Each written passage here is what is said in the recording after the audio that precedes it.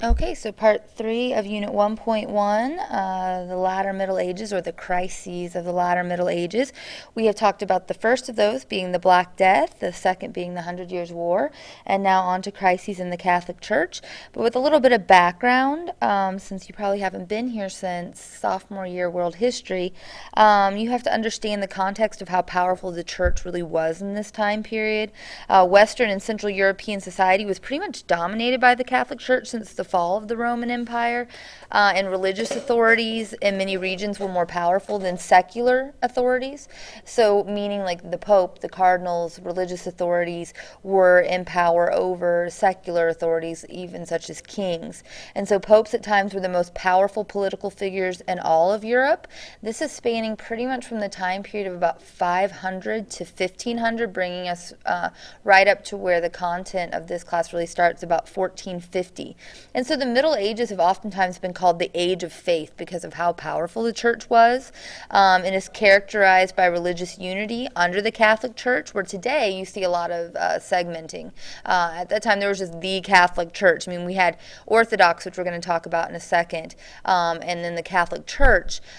So you'll see Roman Catholicism is in green here on this map, where you have the Orthodox Christianity in yellow, but it was still like the Catholic Church, not all these segments that we're going to start to see after the Protestant Reformation.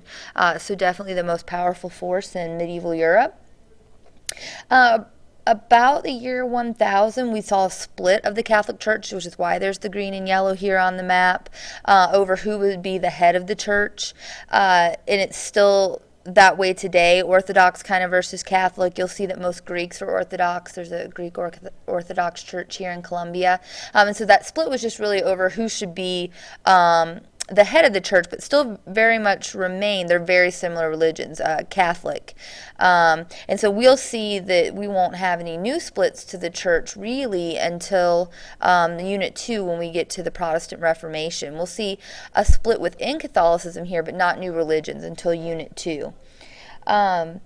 There will be little cooperation between the Catholic and Orthodox churches, even though they're so similar because of the disagreement that they had up until this point. But you need to remember that church and state are very much united at this time. They do not work separately. It's sort of a hard concept sometimes for students because of how separate our church and state is. But if you can kind of think back to Joan of Arc and how the church and state came together to find her guilty of heresy or being wrong in religion or leading others to hell, you can see how related that church and state really are. And it is because of this power that the church has, we're going to see some early criticisms, and that is our second part right here, with criticisms of the church, who's proposing them, and how are they going to play out as we move towards Unit 2. And so our first critic here is Marsiglio de Padua, who gave us the work Defender of Peace. His main claim is going to be that the church should be subordinate or below the state. What this means is that he believes that the church should be governed by a council of laity. Laity just means everyone else but the important religious figures, the regular people. And so he believes that the laity or lay people and then some priests should form a council, and that should be superior to the Pope. And so, of course, this is a very heretical idea. Again, that word here, heretical, against the church, leading others to hell, against the faith. And so putting that out there, we're definitely starting to see the criticism of the power that the Pope has, and that will be continued with our next two critics of the church. Okay, our second critic here is John Wycliffe, or Wycliffe. You can hear it either way. He is English, and his criticism of the church is that he believes the church should only follow the scripture. So the scripture in the Catholic Church would be the Bible. So the church should only follow the Bible. The Pope should not be above the Bible. So it should be the Bible is in charge. If you know or remember anything about Martin Luther, which is going to be in Unit 2 with the Reformation, this foreshadows Martin Luther's beliefs that he promotes in the Reformation in the early 16th century, that, Bible through faith alone, that you can achieve, salvation. And so Wycliffe is going to be somebody that Luther kind of catapults himself on. He's going to really say, I don't see some of the things that the Catholic Church is promoting in the Bible. Like, where does it say anything about the intercession of the saints, that you can pray to a saint and that they can intercede for you to help you out? So that's nowhere in the Bible, but it's a practice of the Catholic Church. He is, of course, heretical. He's going to escape persecution, however, because by dying, really. So he escapes persecution but dies by natural causes. And if you remember, the church would have very much wanted to burn you at the stake for being a heretic. And so instead, since Wycliffe dies after escaping persecution by the church, they're going to dig up his grave and then burn his body. And so this way, nobody can consider him a relic. So if you know what a relic means in the Catholic Church, it's like something that is held holy or that has, like godly powers. And so they're afraid that his followers would want to dig up his body and then claim that his body is a relic. So they dig up his body, burn his body, and scatter his ashes so those can't even be collected. So like a win that you didn't get burned alive, a non-win that you got burned after death. His later followers, Wycliffe's followers, will be called Lollards. Lollards translates to mean mutter or mumble, and this is because he wrote an English translation of the Bible. Before this time, it had been pretty much just in Greek, Aramaic, and Hebrew, and so to other people that didn't speak English, it sounded when they were reading the Bible aloud like they were muttering or mumbling, and people couldn't understand what they said. And so that's where the name for his followers comes from. Okay, so our third and final critic is John Huss, and his ideas are very similar to Wycliffe's in their nature. You will see his name both ways because he is from Prague.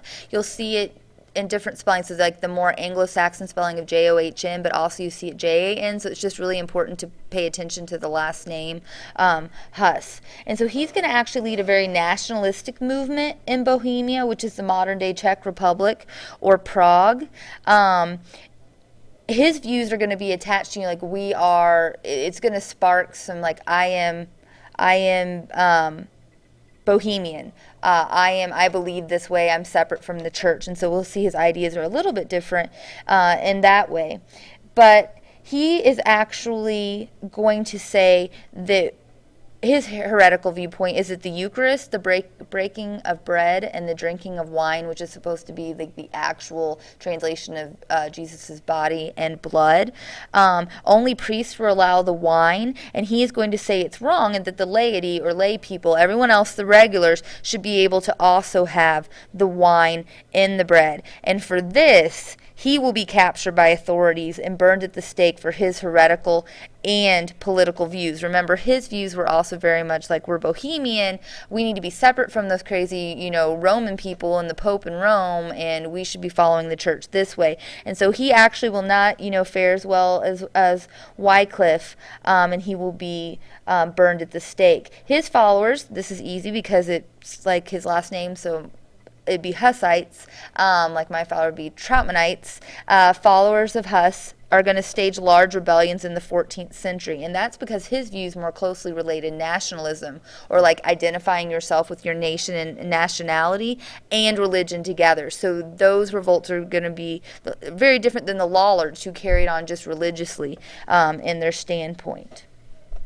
I think I have a slide here. Yeah, here's the burning of Huss at the stake, an image of that action. And here's another following the Council of Constance, where they're finding him guilty of heresy.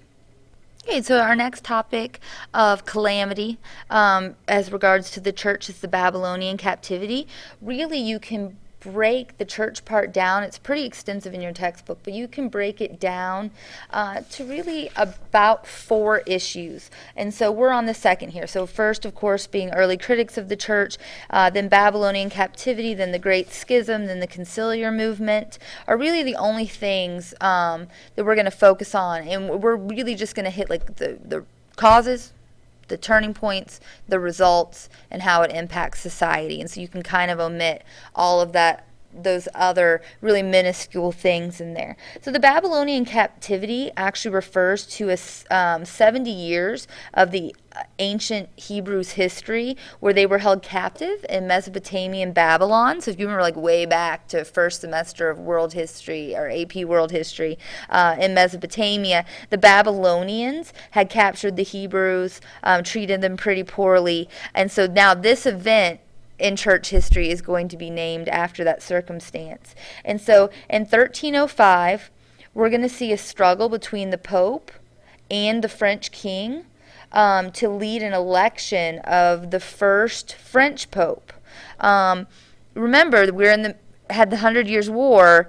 We have France and the French and English kings are fighting against each other for nationalism, for sovereignty, who's more powerful, which nation is best. And so now we have the French king who thinks that the Pope should then reside in France. And so this first French Pope is going to set up his leadership in Avignon, France. That's that little highlighted area right here on the slide. And so he's going to set up his residency in Avignon, France. For 1,000 years, the Pope has resided in Rome. So this may not sound like a big deal to you. So what? He wanted to live in France and not Italy. But it's a huge deal to the church because Rome had been, where the pilgrimages were taken, and Rome had been the center of the Catholic Church. And so 7 successive popes are actually going to reside at Avignon in France. But this situation is going to damage the papal prestige, and papal just means popes. It damages the pope's prestige, especially in England and Germany, because they're also Catholic. And so they're going to say, wait, why would the Pope reside in France, whom we've been fighting, especially the English in the 100 Years' War, and not in Rome? Like, what allegiance does that Pope have to the king? Is the king the puppet master? And why does he have more power over the church than I do? Is the Pope being unduly influenced by the French monarchy? Another serious effect of this, other than the Pope's prestige being lessened, is that Rome's economy is also going to be damaged significantly. And that's because there's no more pilgrimages to Rome. You kind of, like, even today, how many people visit Rome and get, like, Pope on a rope or Pope soap and, like, spend all of their money in Rome? So this stops during this time period because there's no more pilgrimages to Rome, which is seriously going to damage Rome's economy, which we will come back to as we return to Italy and the Renaissance in Unit 1.2, which is coming up very quickly within the next week and a half. And so it's really all you need to know about the Babylonian captivity is that people are like, nope, that Pope's listening too much to the French king. It damages his prestige. It hurts the economy of Rome. And so as a result of this, we're going to see the Great Schism comes next. But before that, I believe I have some slides of the Pope's palace in Avignon. Yeah, here we go. So here's the residence of the Pope while he was inhabiting Avignon. So very different, like, than if you've seen pictures of the Vatican or have had the opportunity to visit the Vatican. Different, but beautiful just as well. Okay, so the Great Schism, or really you could say Great Divide or Great Break, because that's what schism means, is actually going to continue the conflict of the Babylonian captivity. It's going to occur in 1377 when this kind of break and upsetness with the Pope leads to the election of 2 popes, one in Rome, Urban VI, and one in France, Clement VI. So you just really need a Pope 6 and Pope 6. This is going to come as a result of riots in Rome over the Pope residing in Avignon.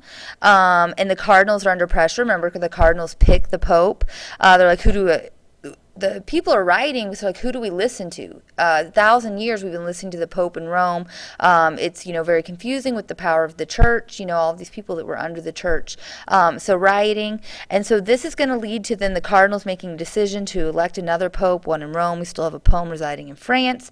Neither of these popes will recognize each other, so they kind of start a Pope fight. So one of them excommunicates the other, and then he excommunicates him back. If you remember, excommunication is like the worst thing that could happen happen to you to be excommunicated from the Catholic Church. If you're Catholic, you don't get any rights, and no salvation, and so you can't be read your last rites, and so all of those things. So a pope fight breaks out, and so of course, if your prestige was already hurt, this is going to further hurt the prestige of the church when two popes are sitting around excommunicating each other and calling names. The only other time I think in history that there's been two popes at the same time, other than this time period we're going to talk about, it's going to get a little more chaotic, is Francis and Benedict. But then again, that's just a stepping down because he was getting older. So not quite the Pope fight that we have going on here. But anyway, it further hurt the church. It weakened the religious faith of many Christians, and is going to bring church leadership into serious disrepute. And so this is going to see even more weakening of the church. And will cause even more of a division within the Catholic Church. You can see that division here. So here's our fighting popes, but you can see that division. The orange, here are the Catholics that were loyal to the French Pope, and then you can see that the yellow is allegiance to the Roman Pope. Purple is like shifting allegiances, going like back and forth, so not quite determined at this time period. But you'll see there's like an anomaly on this map. If you look right here in the southern boot of Italy, Italy was not a unified state nation at this time, and so Rome, being in the northern part, of course, is going to ally with the Roman Pope, but in the south here that's been taken over by France is going to be allied to, of course, the French Pope. And so that's a little bit of an anomaly on the map that kind of sticks out there. But out of this is going to come the conciliar movement, which conciliar means council, from 1409 to 1408. And this is going to bring an end to this great schism or divide, because it's going to be a movement that comes from within the church and try to bring back one pope. And why this conciliar movement became even more necessary is because at the very end of the Great Schism, we're going to actually end up with three popes. So you have the one in Avignon, Clement VII. You're going to have Alexander V, who is going to be in the Roman part of Italy. And then remember, the south part of Italy is like, wait, we're not all with those northern Romans. And they're going to actually elect their own pope, Pope Urban VI. And so this is just going to be too much for the church and bring on this conciliar movement, which is our next topic. So you can see the conciliar movement here. I have a council, because that's what conciliar means, to help you remember. So this is seeking reform by the church. They created a council of cardinals that would then be more powerful than the Pope. It's going to fail as a movement because the newly elected Pope Martin V will ensure that the papal power still remains supreme. What it does do is it elects one Pope, Pope Martin V. So it succeeds in ending the schism, but it's going to fail as a movement to have a council more powerful than the Pope. Because if you're the Pope and you just got consolidated as the one Pope again, you really want to relinquish power really quickly. So his first action as Pope is to declare himself more supreme than the council. So the schism and the conciliar movement, why we're studying it, really what you need to know is expose the need for ecclesiastical reform, church reform, and laying the foundation for the great reform efforts of the 16th century. And that's where we're going to be moving when we get to the Protestant Reformation. That's really going to be at a necessity of, again, critics to the church and then necessary reform. Okay, and the last part of this lecture is just kind of tying everything up with information that you'll need to know the context of the situation. So at this time period as well, we're going to see the fall of the Byzantine Empire. That is right around the area of Constantinople. If you remember, this was that last hold on of the Roman Empire. It is Eastern Orthodox, so it is split from the Catholic Church, but still, very Orthodox Catholic in religion. And so in 1453 is going to be the fall of the Byzantine Empire. So we are now into material that will be tested on the AP exam. So at this time, the Ottoman Turks come in, which is going to cause the fall of the Byzantine Empire. They come into Constantinople and rename in Istanbul. And so, if you remember the Ottoman Turks, they are Muslim. So the faith of Islam is coming into now Istanbul was Constantinople was very Catholic or Orthodox, and so the Muslims are taking over, and all of these scholars who would remain, like pretty much the scholars that hold all of the information of the glory of the Roman Empire and Greeks, get really scared because here come all of these Muslims, and so they start to gather up all of their books and education and flee, and most of them are actually going to flee to Italy.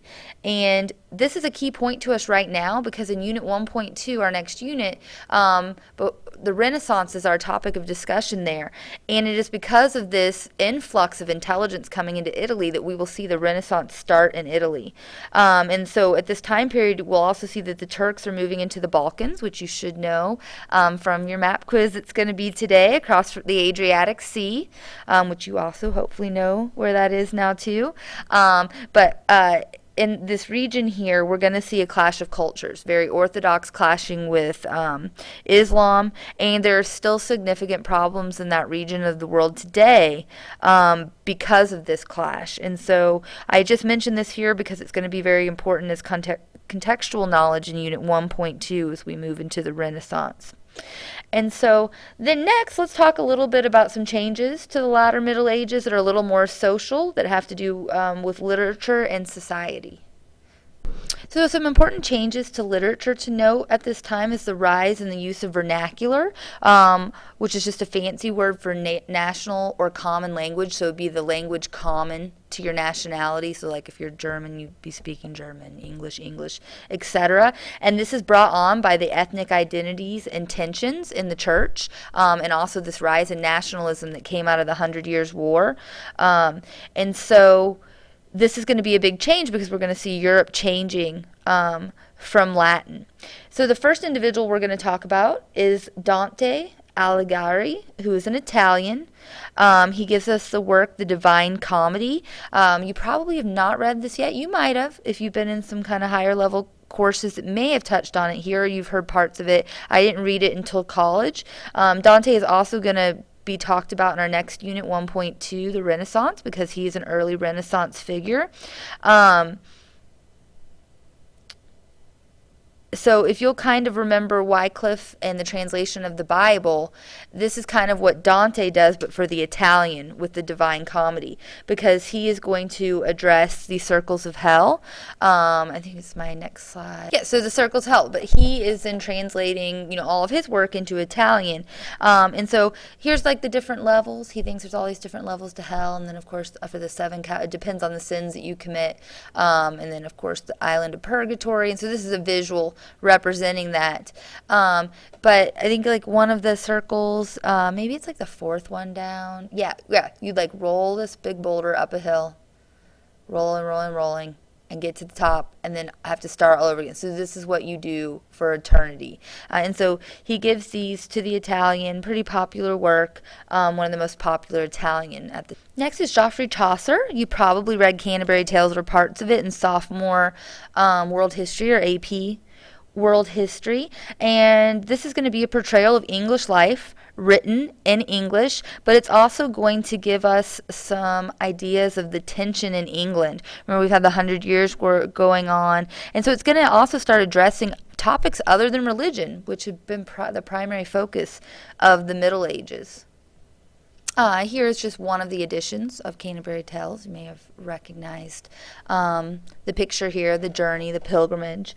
But anyway, our last one I'm going to talk about is Francois Villon, and he gave the Grand Testament. He's just really, if you needed to know one for Italian and one to English, he's the guy for France, and he portrayed ordinary French life with humor and emotion. And so we're also going to see with all of these changes to literature that there's going to be a movement from oral culture to a more literate culture. So since more things are going to be written in the common language of the people, more people are going to be able to read, and that's going to become very important as we move into the Renaissance as well. So last thing, to tie up all our loose ends here, because I really like social history and to kind of put some things into context that we'll be following Europe, the society, throughout from here to our last lecture. So life in the latter Middle Ages, this is all social stuff. So marriage, average age for men marrying would be their mid-20s. So this would be late at this time, from previous periods. And this is due to economics. They needed to wait until they could provide for a family, till they could take on a wife, till they could have children, because the common marrying age for women then would be 16 to 18. So they would be taken on as a wife to lessen the burden on their family. And so, pretty big disparity. Like, you'd be like someone 25 marrying a sophomore at this time. So that wouldn't pass now, but that is what the social situation was at this time. And divorce was also unheard of in Catholic countries. We're going to see this change as we get to the Protestant Reformation, but unheard of at this time. Economic reasons this time were more important for marriage. It wasn't like, oh, I've got a crush on that guy, I'm going to fall in love with that guy. It was just all about economics, like if he could provide for you when you needed to get out of your parents' home. Love won't become a paramount thing until the 18th and 19th century. So really from the Enlightenment time period on. Prostitution in this time period will actually exist in the cities because you have all of these men who are having to wait to get married until they're economically secure enough to provide for a family, sitting there waiting to get married. So many of the customers were often young middle-class men who didn't marry until later. And at this time, prostitution was actually regulated by government because it was just a fact of life. So, there was just kind of like, let's keep it as clean as possible and to hurt as few people as possible, and it's going to have to happen because these guys are waiting. But it wasn't, it was something that, was regulated actually by the government. Work, agricultural cycles, and church rituals will be closely linked in this time period. Like your planning will be linked to a church festival or a holiday, linked to a time of harvest in the year. So very related, your work in the church. A small percent of men will be artisans in towns at this time and be protected by guilds. We'll see serfdom, as we talked about with the Black Death, reduced in many areas. We'll have some additions of some types of entertainment. For the aristocracy, that's going to be jousting. For the more common people, we're going to see archery and wrestling become pretty popular. So those are sports that you've probably heard of, but then there's a couple more sports for the common people that you may not have heard, but I think would have been pretty interesting to watch. And that is things such as bear baiting and bull baiting. So you would tie the bear to a rope, and then you send the dogs in. Would the bear die? Would the dogs die? An animal fight. Of course, this would be totally not allowed now. But it was a form of entertainment at that time period that common people, you could get a bear and you could get some, dogs together, and this people would come to see, and it could be fairly inexpensive. So forming common entertainment thing. So an odd jump, but our last topic, so we go from bull baiting and bear baiting to scholasticism, and this is something we're going to pick up in the Renaissance as well. We are going to see that some scholars are going to try to reconcile faith and reason as the damage has been done to the church, and as we're going to see the Age of Reason, Renaissance, rebirth come about. We're going to see Thomas Aquinas, who's a late medieval philosopher, trying to reconcile faith, reason, and logic, and he's going to use the Greek views of Aristotle merged with the Christians, and this is going to really bring us right up to our next unit 1.2 with the Renaissance. And we're going to see what people's response to that is, and can you reconcile these ideas? Many people of the Renaissance would say, well, you can't do that. You can't reconcile logic with faith. And so we'll pick up there with Unit 1.2. So where I want to leave you with is, do you know all of your terms that were at the beginning chapter of Kagan? Make sure you go back and highlight or underline those. Look at those study questions. Look at the multiple choice and the true-false questions. See if you could add to that list any questions that you think might be on an exam. What would be some higher level questions that you could pull from this outline, from these lectures? And that will do it for Unit 1.1. We will pick up on Monday with some practice with analyzing primary source documents in DBQ, and then that will give you until the 5th, and that's when we'll take our exam over the Middle Ages and be into the Renaissance. So have a wonderful weekend. Signing out, Mrs. T.